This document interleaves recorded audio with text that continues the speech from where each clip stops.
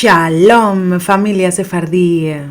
En el vídeo de hoy quiero explicaros el origen judeo-converso de 5 expresiones españolas muy comunes en el habla cotidiana, aunque desafortunadamente cada vez están más en desuso. Los que sois seguidores del canal ya sabéis que he hecho otros vídeos hablando sobre refranes españoles de origen judío, expresiones españolas con historia judía o proverbios judeo-españoles, por lo que si echáis en falta algún dicho o expresión en la información de hoy, quizá la encontréis en esos anteriores vídeos. En esta ocasión, las expresiones de las que os voy a hablar se han relacionado con posibles orígenes conversos. Aún así, es importante tener en cuenta que el origen exacto de muchas expresiones populares no siempre está claro y que algunas de ellas podrían haberse utilizado tanto para referirse a judíos como a musulmanes. Lo que sí señalan distintos estudiosos como Américo Castro o Julio Caro Baroja es que muchas expresiones del español se formaron en un contexto histórico en el que el clima de sospecha hacia judíos y musulmanes convertidos al cristianismo era constante. Se vigilaba lo que comían, cómo vestían, cómo rezaban, en definitiva cómo se comportaban, generando desconfianza y miedo a que siguieran practicando su religión en secreto. Esta atmósfera de vigilancia y convivencia forzada no solo marcó la sociedad de la época, sino que también dejó su huella en el lenguaje cotidiano. Ya sabéis que, como siempre, en la cajita de información de este vídeo os dejo el acceso a los libros en los que podéis contrastar la información que os comparto. Y por favor, si os está gustando este contenido, recordad suscribiros a mi canal, darle me gusta a este vídeo, comentarlo y compartirlo. También podéis haceros miembros del canal o apoyarme a través de PayPal o Buy Me a Coffee. Muchas gracias siempre por vuestro apoyo, que me ayuda a llegar a más personas interesadas en la historia judía de España, la historia de Sefarat. Y recordad que debemos de estar muy orgullosos de nuestras raíces judeo-españolas. Háblame en cristiano. Se ha propuesto que esta expresión podría haberse utilizado en contextos donde se pedía a alguien que hablara en castellano en lugar de emplear otras lenguas como el hebreo o el árabe. En ese sentido, algunos autores han interpretado que pudo adquirir también un matiz social y religioso, especialmente en una sociedad donde la diferencia entre cristianos viejos y conversos estaba muy presente.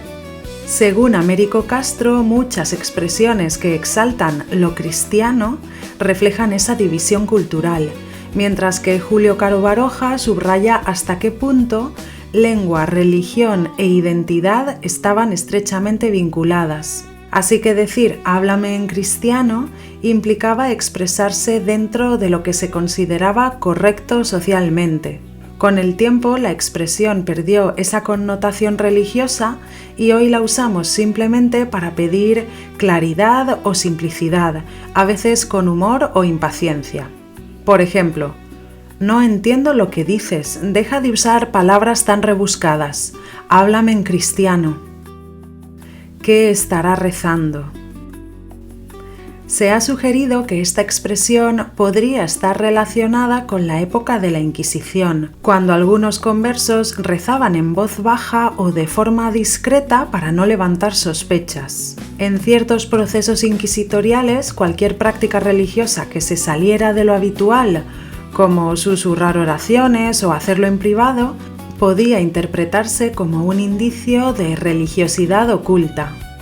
Autores como Julio Caro Baroja señalan que esta expresión encaja con ese clima de vigilancia y desconfianza hacia los conversos. Con el tiempo, la expresión habría perdido ese matiz religioso y hoy la usamos para mostrar curiosidad o extrañeza sobre lo que alguien está pensando, pidiendo o deseando, normalmente con un tono irónico o humorístico. Por ejemplo, está en silencio y susurrando. ¿Qué estará rezando que no quiere que nadie escuche? Ser un hombre que se viste por los pies.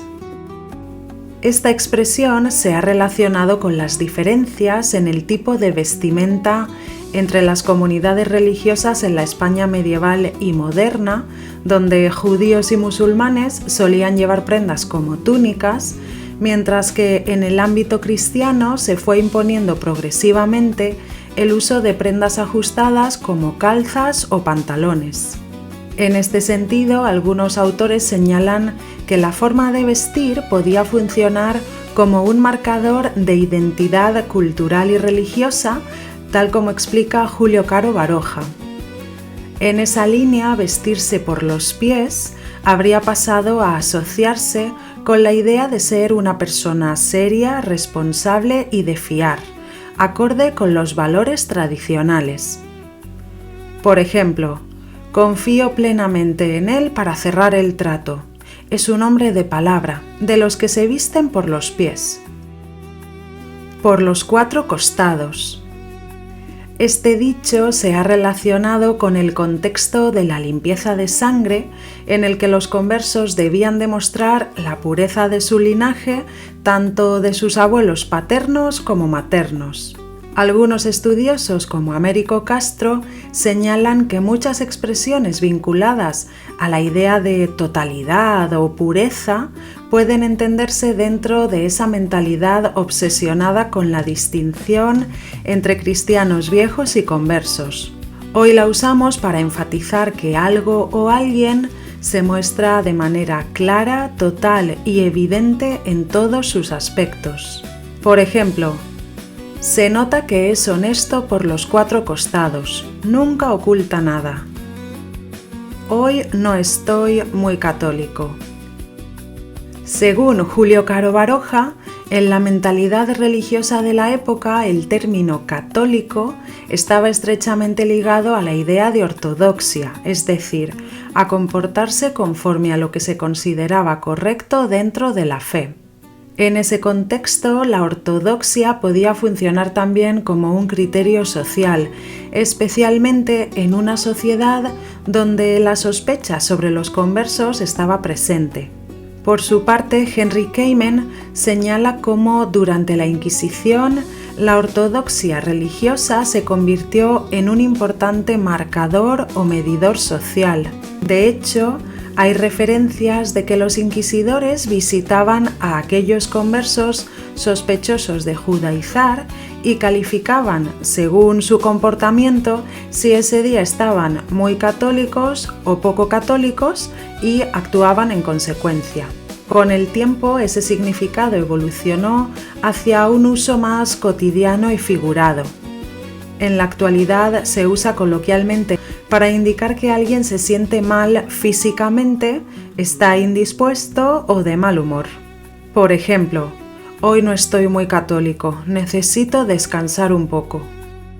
Como conclusión, muchas de estas expresiones no solo han sobrevivido en el habla cotidiana, sino que también aparecen en la literatura española desde el siglo XV hasta autores contemporáneos.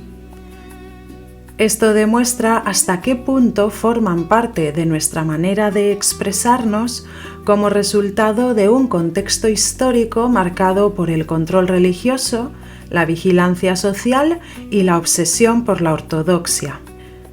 De este modo, el lenguaje cotidiano incorporó matices, dobles sentidos y formas de expresión que reflejaban esa realidad. Así, el idioma español no solo evolucionó como lengua, sino también como un espejo y testigo de esas tensiones, miedos y formas de convivencia. Y hasta aquí llega el vídeo de hoy. ¿Qué os ha parecido esta información? ¿Cuántas de estas expresiones usáis normalmente? ¿Os imaginabais cuál era su origen? Decídmelo en los comentarios y no olvidéis indicar desde dónde escribís, por favor. Esta familia sefardí cada día es más internacional y bonita. Y recordad que en estos vídeos podéis encontrar más expresiones, refranes y proverbios con historia judeoespañola. Hoy me gustaría finalizar con un fragmento de la formidable obra La vida del buscón, de Francisco de Quevedo, donde se hace referencia a los dudosos orígenes cristianos de algunos personajes. Publicada en 1626, es un gran ejemplo de la novela picaresca española, caracterizada por la sátira, el humor negro y el realismo crudo, donde el honor y la limpieza de sangre eran piezas clave. Muchas gracias por vuestro cariño y apoyo y nos vemos en el próximo vídeo. Yo, señora, soy de Segovia. Mi padre se llamó Clemente Pablo, natural del mismo pueblo, Dios le tenga en el cielo. Fue, tal como todos dicen, de oficio barbero. Dicen que era de muy buena cepa, y según él bebía, es cosa para creer. Estuvo casado con Aldonza de San Pedro, hija de Diego de San Juan y nieta de Andrés de San Cristóbal. Sospechábase en el pueblo que no era cristiana vieja, aun viéndola con canas y rota, aunque ella, por los nombres y sobrenombres de sus antepasados, quiso esforzar que era descendiente de la gloria.